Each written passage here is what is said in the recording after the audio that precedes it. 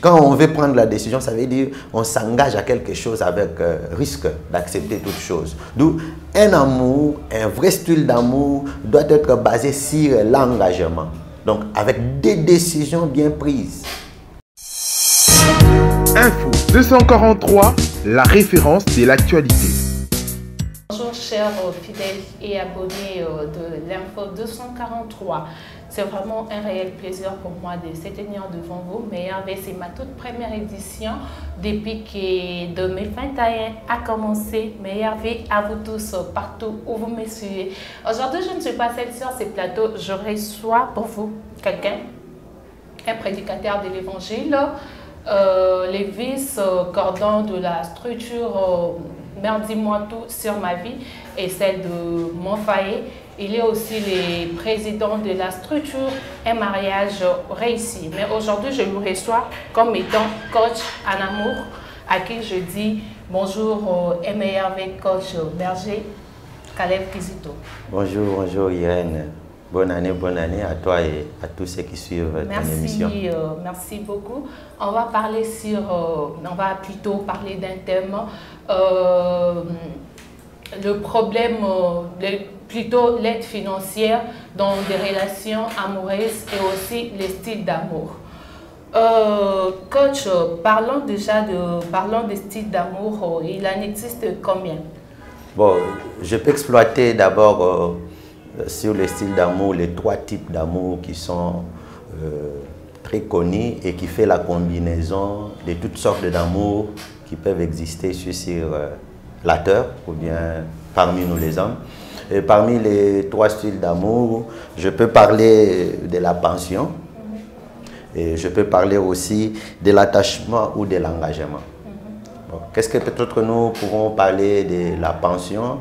Nous parlons de cette sensation qui est à deux fois possessive, jusqu'à rendre quelqu'un accro à quelqu'un, pensant que je ne peux pas me séparer de telle ou de telle personne. Cette passion-là, ça fait naître des coups de foudre, ça fait que quelqu'un peut tout arrêter juste pour s'engager dans une relation quelconque. Mais cela ne détermine pas le vrai amour. Et il y a aussi l'amour, l'attachement, le type de l'attachement, où quelqu'un sent en lui un vide. Il a besoin d'avoir quelqu'un qui peut combler ces vides-là. Tout à coup, si tu croises une telle personne, elle se confie facilement, elle dévoile tout ce qu'elle est, elle peut te relater de son histoire facilement, sans réserve. Exposer son problème. Exposer son problème, sans contisance. Et puis, il y a aussi d'autres styles d'amour qui est l'engagement. Oui. Là, ça demande maintenant la conscience. Quelqu'un étudie les pour et les contre. Souvent, quand on a la pension, on regarde seulement la satisfaction. On regarde la satisfaction de ce qu'on a besoin. Par exemple, quand on a faim, le besoin, la pension est de manger. Après avoir mangé, on voit même la nourriture inutile. Et quand je parle de l'attachement aussi, quand le vide est comblé, c'est fini, on ne fait plus d'efforts. Mais quand on parle d'un engagement, là maintenant, la personne commence à se dire, c'est pour la vie, hein. C'est pour tout mon avenir, c'est pour toute ma vie, s'engage ma personnalité. Et la plupart des personnes, souvent, il y a peu de pourcentage qui se retrouvent dans un amour, dans le type d'amour, d'engagement. Oui, parmi les trois, s'il faut prendre un parmi les trois, qui est, s'il faut dire, sérieux. Bon, le vrai amour, c'est un engagement. D'ailleurs, je voudrais vous dire quelque chose qui peut... ça peut peut-être scandaliser d'autres personnes. Je voulais dire, c'est une vérité. En tout cas, même ceux qui me suivent, supportez de suivre cette vérité. Le niveau supérieur de l'amour, c'est la décision. Oui. La décision, elle est plus que même l'engagement amoureux, qu'on peut se dire, je suis en amour avec tel, je vis avec tel. Parce que quand on dit la décision, quand on veut prendre la décision, ça veut dire on s'engage à quelque chose avec risque d'accepter toute chose. D'où un amour, un vrai style d'amour doit être basé sur l'engagement. Donc avec des décisions bien prises. Voilà ce que je peux répondre. Parce que vous avez parlé de l'engagement, vous avez parlé de la pension, vous avez parlé de la pension. De l'attachement plutôt. S'il faut faire une différence entre les sentiments, l'attirance ou encore l'amour, qu'est-ce qu'on peut retenir de ces trois choses-là? Par rapport aux sentiments, l'attirance, l'amour, tout ça c'est important quand on a besoin de se marier ou quand on est en amour. C'est important, on ne peut rien négliger, mais les sentiments, l'attirance ne doit pas être une base pour un engagement d'amour pour sa vie, non. Parce que les sentiments, à un moment donné, la vie est faite de solitude. Tu peux te réveiller un bon matin comme ça, tu sens la solitude. Il y a même, ça nous arrive, même nous le marier, ça arrive à tout le monde. Tu te réveilles la nuit comme ça, tu regardes, il y a quelqu'un à côté de toi, tu te dis, c'est ce que je vais épouser. C'est celui-ci mon mari. Tu sens la solitude. Tu te réveilles un bon matin comme ça, tu commences à voir que non, peut-être que je n'avais pas fait un bon choix, peut-être que je ne savais pas. Alors là, ces gens-là qui sont... Dans ces cas-là, qu'est-ce qui arrive? Il n'y a plus d'attachement, il n'y a plus plutôt d'attirance, ou il n'y a plus de sentiments, ou il n'y a plus d'amour. D'ailleurs, quand les sentiments est satisfait, elle n'a plus encore l'impact sur la personne. Vous savez, quand tu as soif, on te donne juste tu as le sentiment de boire. Dès que tu prends ton eau, c'est fini. Le reste de l'eau, tu peux même abandonner cela. C'est ce qui arrive quand les gens qui se marient avec les sentiments du sexe. Tu vas épouser une femme parce que tu regardes, c'est une femme bombée, qui a une formation physique très attirante, avec un corps, comme les autres disent, au goût irlandais, ou encore avec une teinture semblable aux carottes. Tu vas suivre cela, c'est un sentiment. Tu as besoin, laisse-moi te dire, même la nourriture qu'on aime dans ce monde, si tu le manges 2 ou 3 fois, 4, 5, 6 fois, en tout cas, l'appétit commence à diminuer, le goût commence à diminuer. Par exemple, je peux donner l'exemple, moi j'aimais beaucoup de pommes, mais un jour je me suis retrouvé dans un pays où il y a beaucoup de pommes. J'en ai mangé jusqu'à aujourd'hui, quand je vois les pommes, en tout cas, ça ne m'attire plus. Mais ce qui fait maintenant l'efficacité dans le type d'amour, comme j'insiste sur l'engagement, quand tu es engagé, tu te dis non, je me suis engagé pour le meilleur et pour le pire. Face à, bien que je n'ai plus d'appétit, je n'ai plus de satisfaction, il n'y a plus d'attirance, mais je me suis engagé pour vivre avec cette personne. Et cet engagement te stabilise dans ton amour. Et du jour au jour, les sentiments changent. Tu avais peut-être l'anxiété. Le lendemain matin, tu te retrouves que non, tu as la force. Maintenant, tu ressens encore l'amour. C'est comme moi avec mon épouse. Il y a des jours où je sens comme si c'est aujourd'hui que je viens de la voir pour la toute première fois. Mais il y a des jours quand je me réveille comme ça, je sens, et surtout quand on a la solitude. En tout cas, j'ai les dégoûts. Même quand elle me salue à des fois, ça ne fait pas du bien. En tout cas, parce que de nos jours, on remarque que tu as une personne qui vient et te dit « J'ai de l'amour, je sens de l'amour pour toi. » Une autre, je sens je ne sais pas, j'ai de l'attirance pour la personne telle ou telle une autre personne. Et il y a une autre personne qui se réveille le matin et te dit que non, tel que je suis là en tout cas, c'est encore compliqué. Est-ce que bon, pour te permettre un peu bandeko parce que tout le bacan en français te permettre na bandeko au coquille ko sali la bango juste une petite au résumé les bango juste sur tous les 3 points qu'on venait de parler: attirance, amour et bon, sur le point où tu kolobela d'abord sur pension, tu kolobela attachement na engagement. Tant que tu as pension, tout le bagaka na lingala ta c'est pour ça. Donc nous sommes là mukaboe penza ana pour ça moi si. Mais pour ça moi c'est ya ka réunion sauter parce que pour ça mbongo pezali, pour ça payer kolia ezali. Alors amour a bongo soko kweyeli yango komona ke mutu so ana pour ça kolia ataza directeur ayo kinzala. Akoko tane malewa. Toi, na bureau, na yepeze baluki penza restaurant azolia. Mais ce que c'est kolia, ba komboli ba déclasser, ba effacer na ba trace, ba parfumer bureau. Alors, par rapport à l'attachement, ils ont battu monsieur to benga penza matingama, so itokolo bango penza na lingala. Mutu moko penza a matingama. Donc pour ça na ye, ba mona pas azala na mutu. Donc pour ça na ye ba yo ka pas azala na mobali to azala na mwasi. Et si tout ça ko kutani na mwa métis moko boye to métis moko donc ba mona ke bon, na kinoa, na kama. va sentir que nous avons une mère à parler. Alors, mais quand maintenant il y a des problèmes qui arrivent, où on a besoin de se soutenir, on a besoin de se combler, on a besoin de se supporter dans certaines faiblesses, à ce moment-là, intervient l'engagement. Ce qu'engagement, ils ont quitté, bozo panzana. Bozo panzana. Parce que l'engagement, autour de l'engagement, et ça veut dire, au mi-cotissi, au mindimi, quel que soit l'union secoyée, là, yo me lobby ngai, eya te, vous les bêtes, nganazawa. On ne parle pas seulement des styles d'amour, mais on parle aussi de l'aide financière dans les relations amoureuses. Ça pose problème de nos jours. C'est très compliqué de trouver une relation amoureuse qui existe sans argent ou sans matériel, s'il faut le dire. Est-ce qu'il y a vraiment les conséquences de dépendre financièrement de son partenaire ou de son fiancé ou encore de sa partenaire? D'ailleurs, je voudrais mettre un peu le pont entre les trois types qu'on vient de parler, le type d'amour et les aides financières. Pourquoi nous essayons un peu de relier ces deux thèmes ensemble? Parce que le finance vient jouer un rôle très important dans chaque relation. Oui. Vous savez, si quelqu'un est dans le besoin d'acheter une parcelle, il peut accepter de dormir affamé aujourd'hui parce qu'il fait ses économies et à la fin, il va acheter sa parcelle. Et dans l'amour, comme nous avons parlé de la pension, nous avons parlé de l'attachement et de l'engagement, souvent les pensionnés, ce sont des grands dépenseurs. Quand on est pensionné, on a besoin d'un homme. Moi, j'ai connu des filles, hein, elles t'invitent au restaurant et dépensent beaucoup d'argent.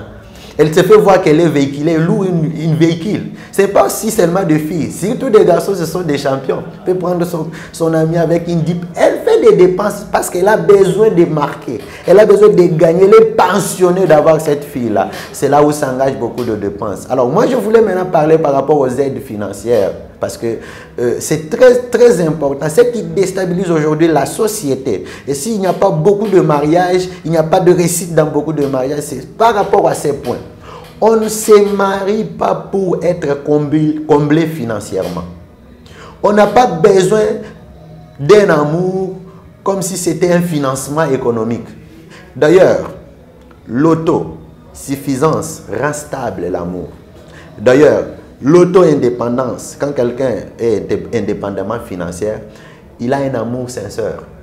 Mais si c'est un amour qui est motivé par la pauvreté, où on rêve vivre une vie meilleure qui est différente à la vie qu'on est en train de mener, c'est là où il y a beaucoup de dangers. Beaucoup de garçons n'aiment pas les filles, mais beaucoup de garçons aiment les sexes. Alors, quand un garçon aime les sexes, elle va mettre son argent en exercice. Ce sont des garçons qui seront beaux, il est là, bien parfumé, quand il passe, les filles seront attirées vers lui. Et quand il a la facilité de faire des cadeaux, les cadeaux vont ouvrir le cœur. Ça va créer l'intimité envers cette personne-là. Les cadeaux aussi ouvrent le cœur de la personne. Oui, les cadeaux ouvrent le cœur de la personne. Ok, comment? Oui, imaginez-vous, tu n'as jamais vu des $1000. Ouais. Ou bien $1000. Un ami seulement t'appelle, en tout cas Irène, en tout cas, tu es une bonne femme, j'aime bien que tu t'habilles comme ça, comme ça, comme ça, comme ça. Et par rapport à tes émissions, je te vois, quand je vis sur toi, en tout cas, tu es. Il prend les $2000 ou bien $1000, il te dit, Irène, tiens ça pour toi, ça va t'aider, mais il faut s'habiller comme ça, il faut faire comme ça. Si tu ne l'as jamais touché, tu peux aller toute la nuit, tu ne peux pas même pas dormir. Je me rappelle la première fois que moi dans ma vie, parce que je suis né dans une vie très pauvre, hein, le jour que le garçon va t'aider ou la fille va t'aider. D'ailleurs, j'ai un cas que je suis en train de traiter, un garçon mécanicien qui avait aimé une fille en 4e des humanités. Alors, le garçon a aimé cette fille avec tout son cœur. Alors, le garçon commence à financer, la fille a bien étudié. La fille étudiait dans des écoles où il y a 20 places dans la salle. Mais vous trouvez qu'il y a 40 personnes, 40 élèves. Alors, le garçon est financé pour que la fille puisse aller dans des écoles de bonne vie. Jusqu'à tel point que la fille a eu son diplôme et le garçon a financé l'université. Maintenant, à un moment donné, la fille se retrouve, elle est licenciée. D'ailleurs, c'est une fille que je connais, elle est aussi de la communication, elle est communicologue. À un moment donné, la fille se voit qu'il n'y a pas un feedback entre lui et son garçon. Alors, à un moment donné, il a croisé un avocat qui lui parle un français fignolé, qui sait lui corriger même ses erreurs, qui apporte un plus dans son domaine de la communication. Alors, la fille commence à se désintéresser du garçon. Alors quand je questionne à la fille, qu'est-ce qui t'avait attiré chez le garçon pour qu'aujourd'hui tu commences à te retrouver? Oh non, le garçon là, quand je passais chaque jour, il m'achetait des beignets, il me payait les transports, il faisait ceci pour moi, alors je me suis trouvé que c'était la bonne personne. Mais aujourd'hui, je commence à voir qu'il n'est pas la bonne personne. C'est là où il y a un problème. Un amour où on ne dépend pas financièrement, on sait prendre ses engagements. On sait se décider, on sait s'engager sincèrement. Mais si c'est derrière l'argent, laisse-moi te donner une phrase que les auditeurs peuvent retenir. Si tu dépends de la poche de quelqu'un, tu vivras dans sa poche. Vivre dans la poche de quelqu'un. Oui, si tu vis dans la poche de quelqu'un, ça veut dire il a une possession totale sur toi. Il peut te faire sortir quand il veut, il peut t'introduire quand il veut. Et quand tu es dans ses poches, la vie et la mort est dans ses mains. De nos jours, est-ce qu'une relation amoureuse peut exister sans aide financière? Oui, oui. D'ailleurs, moi, toutes les filles que moi j'encadre et tous les garçons que moi j'encadre, le premier conseil que je te donne, n'accepte pas les cadeaux si tu as besoin du mariage. N'accepte pas d'être prise en charge si tu as besoin du mariage. Parce que ça va te distraire. Tu n'as pas le temps de connaître la personne comme il faut. D'ailleurs, ce sont ces choses-là qui font que tu te retrouves avec des dettes morales. Je connais beaucoup de garçons, beaucoup de filles qui sont avec des garçons et des filles par dette morale. C'est elle qui a fait ceci, c'est là pour moi. C'est elle si je l'abandonne. D'ailleurs, tu l'as suivi dans un débat où on était ensemble. Un garçon là qui a 2 filles. Oui. Et il dit que je suis incapable de me séparer d'une d'elles. Donc, elle se sent obligée de vivre avec toutes les filles. Pourquoi? L'autre sait combler ses besoins financiers et l'autre... Et si la personne se pointe volontairement d'apporter de l'aide? Moi, je souhaite bien de ne pas accepter de l'aide. Pourquoi ne pas accepter de l'aide? Au moins que cette aide-là soit l'aide comme on met l'offrande à l'église. Au moins que cette aide-là soit sans intérêt, où on ne s'attend pas en retour quelconque. La question pour savoir le type d'aide qu'on aide à quelqu'un. Tu m'aides aujourd'hui pour me scolariser, pour me louer la maison, pour m'acheter des habits. Et demain, si on se sépare, est-ce que ça sera une dette? Ou tu vas commencer à énumérer ça comme si tu as fait pour moi? Mais c'est différent quand on aide les orphelins. Les veuves, on aide quelqu'un dans la rue. On ne peut pas dire, c'est moi qui l'ai nourri, c'est moi qui a fait ceci, cela. Tu ne te taperas pas la poitrine. L'aide, on aide tout le monde. Je peux aider mes enfants, mes amis, mes connaissances. Mais cette aide-là ne doit pas être comme base de notre engagement. D'ailleurs, le mieux, c'est de refuser les aides. Dans les cas où les partenaires, par exemple, moi je travaille et mon partenaire me dit non, tu ne dois pas travailler parce que moi-même je vais te prendre en charge. Souvent, les gens qui disent des choses comme ça, ce sont les gens qui ne savent pas ce qu'on a besoin. Dans le monde actuel, même un 0,01 sur tes économies est très important. Alors, si tu handicapes ton partenaire, souvent ce sont les hommes qui interdisent les filles à travailler, les femmes à travailler. Oh non, moi-même, je vais te prendre en charge. Là, c'est quoi? Parce qu'il veut que la fille là dépende de lui totalement. Or, la dépendance dans l'amour, elle est différente de la dépendance financière. La femme a ses amis, a ses connaissances. D'ailleurs, la famille. Il y a d'autres besoins où la femme a besoin d'elle-même, de se satisfaire de ses besoins financiers. Imagine-toi, même, je ne sais pas, ton papa a besoin des unités, tu dois dire à ton mari. Ou tu veux aider ta maman ou ta petite sœur, tu dois dire à ton mari. Non, non, non, non, non. Il faut d'ailleurs, un bon mari, même celui qui travaille, dispose un moyen indépendamment de lui à son épouse. Où son épouse doit gérer et générer aussi d'autres recettes qui lui permettront, en cas d'échec, la femme peut booster. Moi, j'ai connu cela avec mon épouse. Je lui donnais toujours de l'argent, je la rendais toujours une femme ménagère qui garde la maison, qui encadre les enfants. Mais un jour, je me réveille un bon matin comme ça, après avoir payé les loyers, il n'y avait pas d'argent dans la maison. Je sors, je fais des courses, je rentre zéro. Je m'attends aux gens qui devaient payer mes dettes zéro.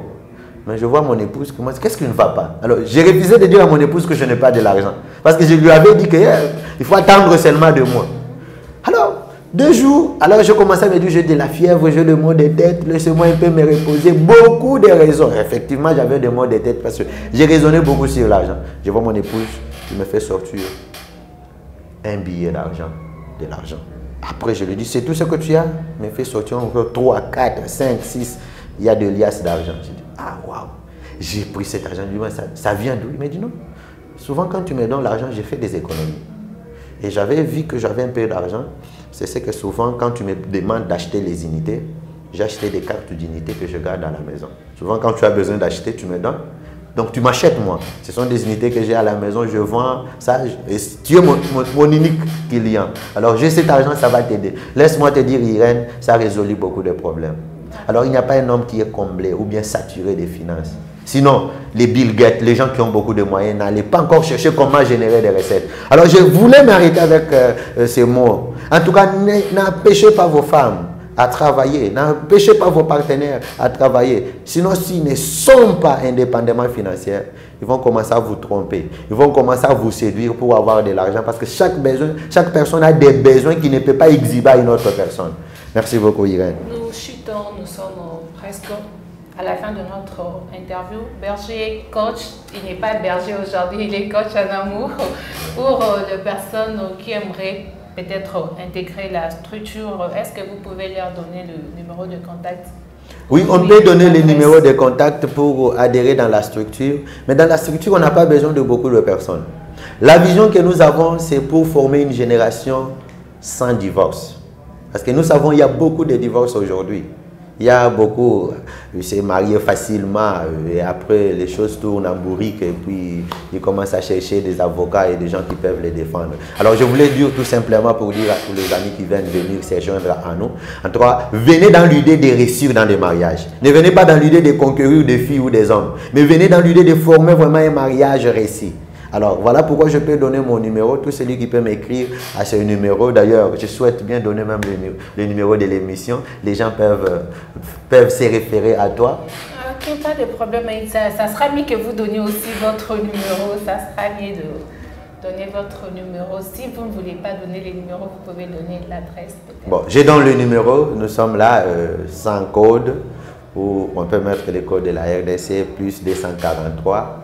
81 204 17 08, c'est notre numéro. Si tu nous écris là-bas, on va t'intégrer dans le groupe. On a plusieurs groupes sur Telegram, sur WhatsApp, sur Facebook, on a des groupes, mais on n'est pas encore trop public. On a besoin de travailler dans les groupes pour poser des fondements et des bases à des gens qui doivent réussir dans les mariages. Même si tu es célibataire, même si tu es marié, même si tu es divorcé, viens et nous allons t'aider comment réussir à ton mariage.